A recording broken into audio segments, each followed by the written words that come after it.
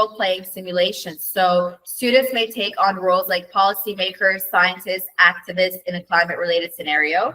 And you can test their understanding of various perspective and decision-making process based on what they are. So if we're having a class where we're talking about climate change, and let's say we're talking about climate justice, we have policymakers, we have scientists, we have activists, we have the people that disagree, from developed countries, from non-developed countries, and so on. That would on its own be role-playing, and it would allow the student to wear this responsibility of a policymaker or responsibility of a scientist, and therefore they would be kind of having to think like one. And that, of course, I think it's the utmost level of creativity, and it would help the students not only to have fun and enjoy, but also learn throughout the process. So an example is conduct a mock United Nations climate change conference, a COP simulation. I remember for me back then in my high school, it was very, very interesting. My favorite days is when we were part of the Model United Nations, and we did take on a lot of topics such as climate change. It was not only interesting, but it was also very challenging and competitive, which made it even more and more interesting.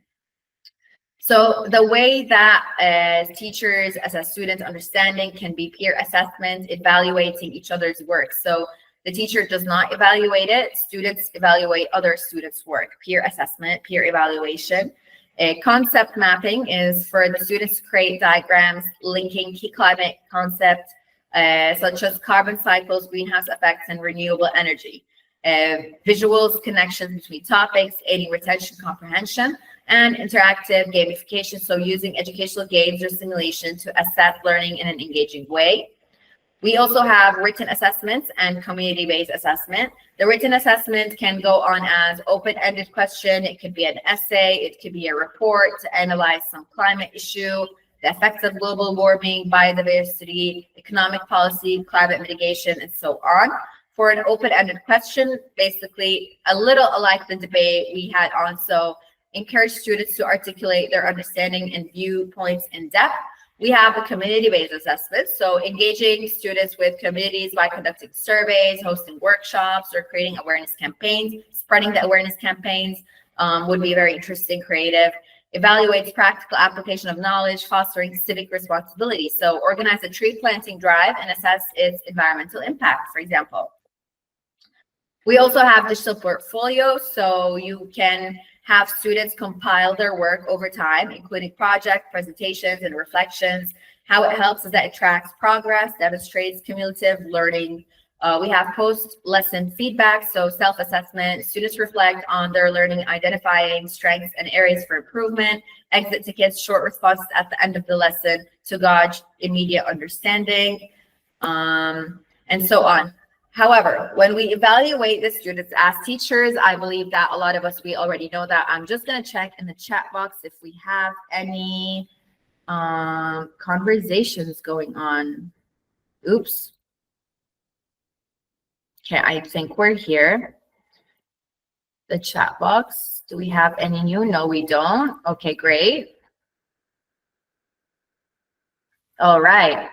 So, rules of the evaluation. So it's very important to be fair and to be objective. Avoid biases and ensure all students are assessed based on the same criteria. So it's very important as teachers to have a certain assessment rubric. So let's say you have 30 points, you have 5 different sections, and then every student's take a specific point based on a specific grading rubric, not based on the teacher's opinion. Avoid being too harsh. We will discuss later on the importance of constructive feedback because it's the key. Focus on guiding improvement rather than overly criticizing mistakes. Ensure clarity. Clearly communicate your expectations, grading criteria, goals to students beforehand. Make sure it's all clear, it's all understandable, and use multiple methods. Combine quizzes with projects, with presentation, discussions to capture different strengths and learning styles. So a lot of people have a lot of different learning styles. So I would like to hear, or if you would like, write down on the chat box, what is your learning style? There are people that like to learn by looking at visuals. and there are people that learn by listening, just listening to YouTube videos or podcasts, and they learn a lot better. What is your learning style? Do we have any answers? Orchun is saying that his learning style is visual. Same for me. I would like to look at the thing that I'm learning in terms of a diagram or so to have it in front of me. Sevjan, can you explain what is that? We're learning a new learning style.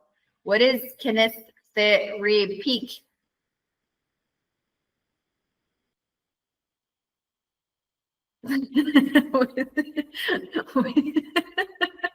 With your body motions, you learn better. Yeah, so if you need to move, you need to do something. So I understand now. You need to do something, you need to move. Very, very interesting. Yeah, I understand, said John Idish. Thank you very, very much. Anyone else? Anyone who only likes to learn visual? John, I can visual. I believe that I think visual is one of the most common loved learning style for a lot of people. Visual is the most best learning style to use.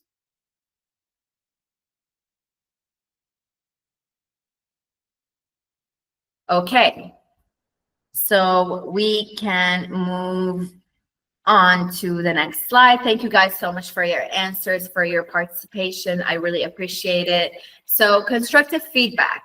According to research in neuroscience, the brain reacts to negative feedback as a threat, activizing the amygdala, the brain's fear center, which can impair learning and memory. However, when feedback is delivered constructively, it engages in the prefrontal cortex, which is what promotes reflection, growth, and positive change.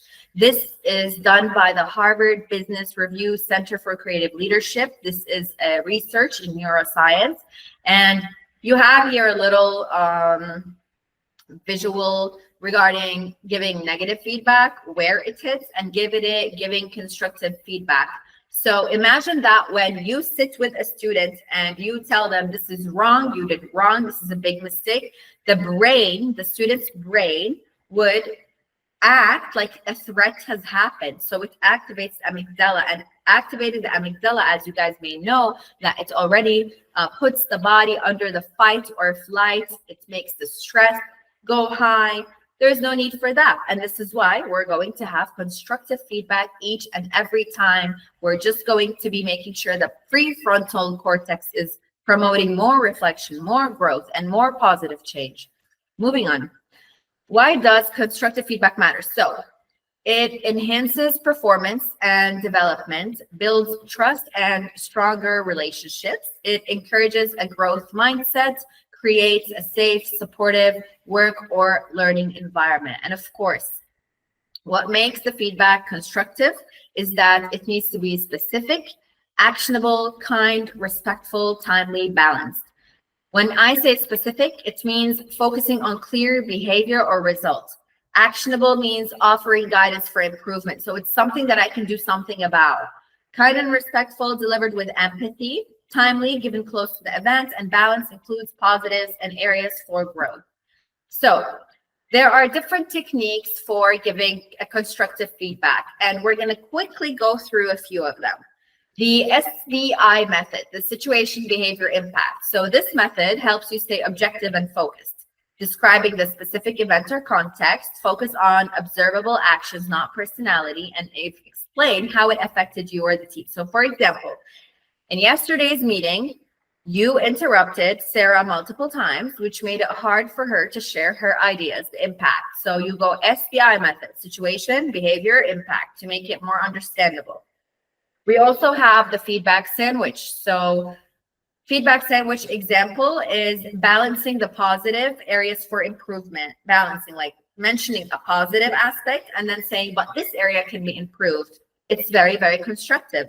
And you need to end it with something that is encouraging. So for example, I love the visuals in your presentation. One thing to work on is to speak a bit slower for clarity. Overall, your message was very strong.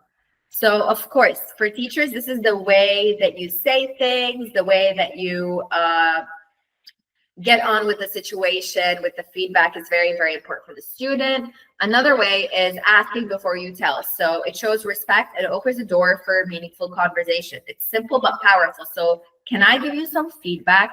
It makes the person more receptive and ready to listen. So before jumping in, you can say, would it be okay if I shared some thoughts on your project presentation? Constructive. Using I statements, so helps you avoid sounding accusatory and shifts focus to your perspective. So say, I noticed, I feel, I'm concerned. Do not say you always or you never. So for example, I feel like this project isn't moving forward as planned, and I'd love to work together to figure out what's holding us back. Very, very constructive, very positive. There is nothing that a person can take in a negative way there. And so we're not hitting the amygdala in the brain, we're hitting the prefrontal cortex. Last but not least, the constructive feedback technique called follow-up. So that is, for example, it's not just a one-time event that you give a feedback to someone as a teacher. You are working with the student maybe for a year, maybe you've known the student for 2 years. So you check in to see if an improvement is happening and offer ongoing support. So an example is, I saw you use more eye contact in the last session. Nice work. Do you want help prepping for next week's talk too? So make sure that there is a way that I am always here. I'm always ready to give the feedback. I'm always ready to get help. So we will be given a scenario. So let's say we have a team member from your work or from your students that misses deadlines. We have approach A to be negative. So you would say, you always submit things late. This is unacceptable. Why would you do such a thing? Which triggers defensiveness. It shuts down communication. The approach B is a constructive approach. So you could say, I noticed the last 3 reports came in after the deadline, affecting the team's progress. Is there anything I can do to support you to help manage the timeline better? So we will have a dialogue, encourages improvement. Maybe the person in front of you would say, oh yeah, I've been sick for the past couple of days. I was not able to, but no, there is like no problem. And and you know, it just promotes more understanding, more, you know, a good type of constructive evaluation. So the rules: encourage growth, provide timely feedback, maintain transparency, respect individuality. So to emphasize learning and progress over perfection, fostering a growth mindset. So the mindset here as teacher that you're trying to offer the student, you're not trying to tell them to be perfect. You're trying to just tell them, we are growing, we're getting better, we're growing. Growth, very important. Offer feedback as soon as after evaluation so students can learn and improve. Be open about how grades are assigned and provide explanations for scores when needed. So when they make a mistake, and let's say, for example, there is a mistake in 2 things, but these 2 things, like 3 grades go out, just make sure you explain it so that it's transparent and they're able to understand, okay, I didn't get it this time, how can I get the grade next time? Respect individuality. So individual learning paces and avoid size-fits-all assessments. Do not, if you have a genius in the classroom and then you have a person that is genius in another way, they're both geniuses. We will not be comparing or making sure that one student is trying to be another student. Everyone is different. We respect individuality, and it's very, very important to do that. We came to the end of our webinar. I am very, very happy that you guys were able to join us today. Oh, of course, here, let me just quickly show you the resources we have used to create this webinar. And I would help with any kind of needed questions. I will stop presenting. So if you have any questions or any comments, please don't be shy. Just you can put them in the box. Of course, I will be sending everyone forms to fill in, and I would like a constructive feedback on our webinar. So thank you guys for joining. Thank you very much. I hope you have a great rest of the evening. So I will be closing the meeting now. I believe no one has anything to say. Yeah? Okay. Thank you very much. Have a great time. Thank you, everyone. Bye-bye.